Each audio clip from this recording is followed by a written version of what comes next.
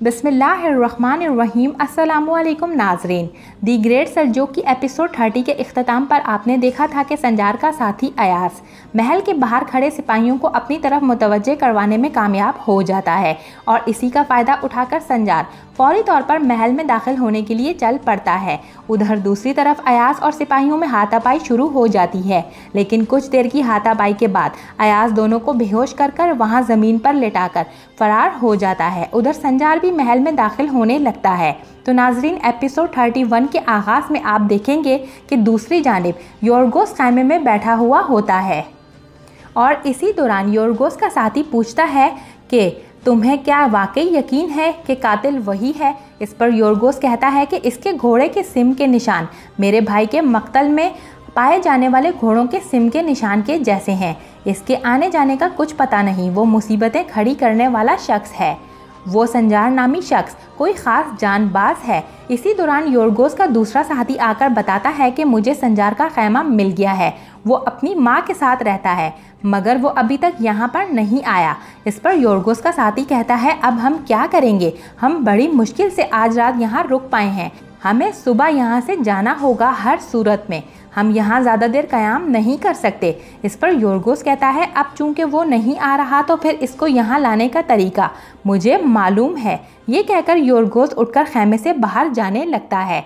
दूसरी जानिब आप देखेंगे कि संजार महल के रसोई में दाखिल होता है और संजार को देखकर बावर्ची पूछता है तुम कौन हो। इस पर संजार बताता है कि मैं यहाँ नया हूँ, क्या ये पहरेदारों का खाना है। इस पर बावर्ची कहता है तो नए आने वालों की इत्ला मुझे कैसे नहीं मिली।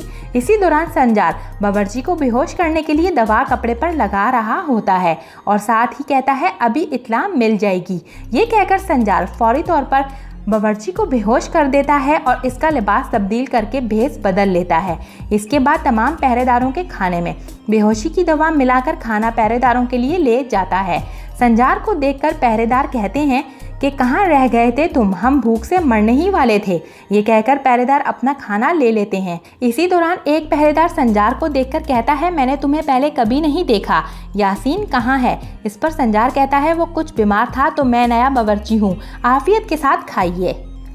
इस पर पहरेदार कहता है ठीक है और फिर संजार वहां से चला जाता है और एक दीवार के पीछे छुप जाता है। उधर पहरेदार अपना खाना खाने लगते हैं।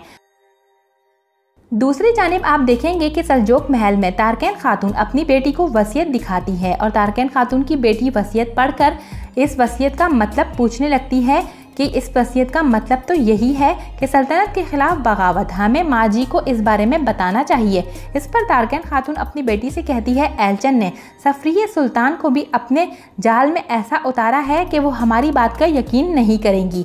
ये वसीयतनामा भी देखकर हमारी बात का उन्हें यकीन नहीं आएगा। हमें इस मसले को खुद ही हल करना होगा। हमें सुल्तान और लश्कर के शिकार के लिए रवाना होने से पहले इन तक पहुंचना होगा। इसी दौरान तारकेन खातून की कनीज आकर बताती है कि अमीर ताजुर मुल्क ने पैगाम भेजा है कि हर चीज़ तैयार है तारकेन खातून। इस पर तारकेन खातून कहती है ठीक है। दूसरी तरफ आप देखेंगे कि मलिक शाह अपने शिकार वाले खैमे में मौजूद हैं और खाने की मेज़ पर आसपास एलचन खातून और मलिक तप्पार भी मौजूद हैं। इसी दौरान मलिक शाह एलचन खातून से खाना खाते हुए कहते हैं कि आज हमने मिलकर शिकार किया, लेकिन मेरी ख्वाहिश है कि हम किसी रोज़ दुश्मन के खिलाफ भी इसी तरह मिलकर लड़ें और कामयाबियां समेटें। फिर जब अनातोलिया में अमन आएगा तो इस अमन के लाने में आपका भी बड़ा किरदार होगा एलचन खातून।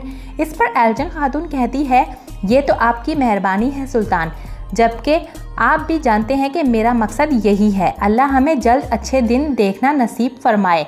इसी दौरान सुल्तान का मुहाफिज आकर बताता है कि सुल्तान इस्फहान से खबर आई है, अनातोलिया के हाकिम अबू अल कासिम इस्फहान के करीब पहुंच चुके हैं और आपसे मुलाकात करना चाहते हैं। इस पर मलिक शाह मुहाफिज से कहते हैं अबू अल कासिम को इत्ला भिजवा दो कि इस्फहान में इंतज़ार ना करें बल्कि यहीं आ जाएं। इस पर मुहाफिज कहता है जो हुक्म सुल्तान, और ये कहकर खैमे से बाहर चला जाता है। मुहाफिज के जाने के बाद एलचन खातून नागवार लहजे में मलिक शाह से कहती है जब तक अबू अल कासिम जैसे फितना परवर लोग यहाँ होंगे तो हमारा इत्तेहाद करना मुश्किल हो जाएगा सुल्तान। इस पर मलिक तब्बार कहता है, सोच समझकर बात करें एल्चिन खातून, ये अल्फाज गलत कानों तक जा सकते हैं। इस पर एल्चिन खातून कहती है, कोलतमश की पीठ पीछे जो इस आदमी ने काम किए वो कम है क्या? हमें नहीं मालूम कि इसकी नज़र हर वक्त उनके मनसब पर रही? अनादोल की हुकूमत इस जैसे घटिया लोगों को नहीं बल्कि कोलतमश जैसे अच्छे लोगों का हक है। इस पर मलिक तब्बार कहता है, तुम इस अंदाज में मुझसे बात करने की हिम्मत कैसे कर सकती हो? आप और अबू कासिम दोनों ही सल्तनत के मेहमान हैं। हुक्मरानी किसका हक है इसका फैसला सुल्तान करेंगे और आपको इस फैसले को तस्लीम करना होगा।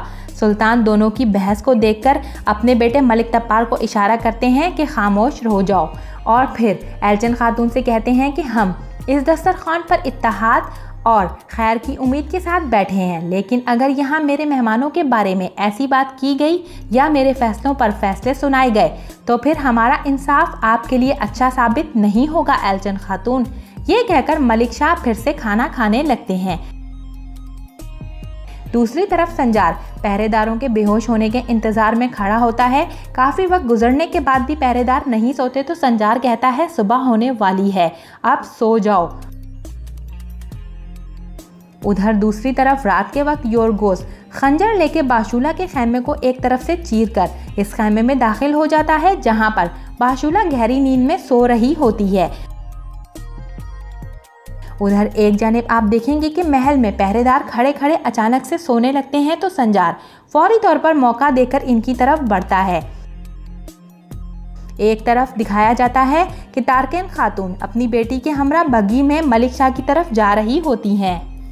इसी दौरान तारकेन खातून अपनी बेटी से कहती है, आम दिनों के मुकाबले में ये रास्ता तवील ही होता जा रहा है। इस पर तारकेन खातून की बेटी कहती है, बस थोड़ा सा सब्र कर लें, रास्ता ख़त्म होने वाला है अम्मी जान, हम पहुंचने ही वाले हैं, आप परेशान मत हो। उधर एक जानिब जंगल में मलिक शाह और मलिक तब्बार शिकार में मसरूफ़ होते हैं।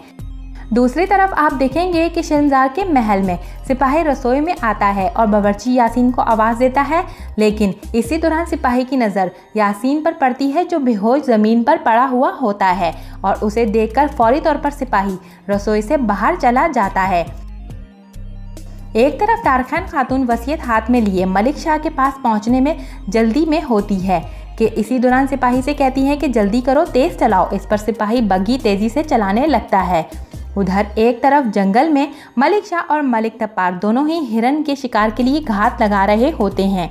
दूसरी तरफ महल में पहरेदार संजार की तरफ तलवारें लिए बढ़ रहे होते हैं और संजार दोनों को देखकर उन्हीं पर वार कर उन्हें बेहोश कर देता है और फौरी तौर पर पहरेदारों के पास से जिंदान की चाबियां निकालने लगता है।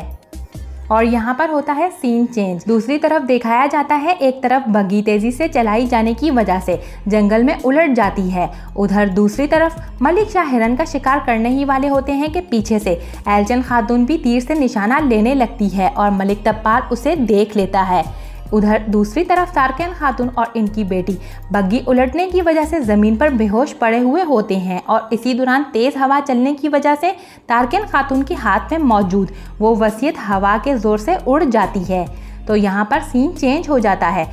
दूसरी तरफ मलिक तब्बार एल्चिन खातून को देखकर सुल्तान को खबरदार करने के लिए चिल्लाते हुए तीर एल्चिन खातून की तरफ करते हुए कहता है, सुल्तान। मलिक तब्बार की आवाज़ पर सुल्तान पलटकर पीछे देखते हैं तो एल्चिन खातून फौरी तौर पर तीर चला देती है।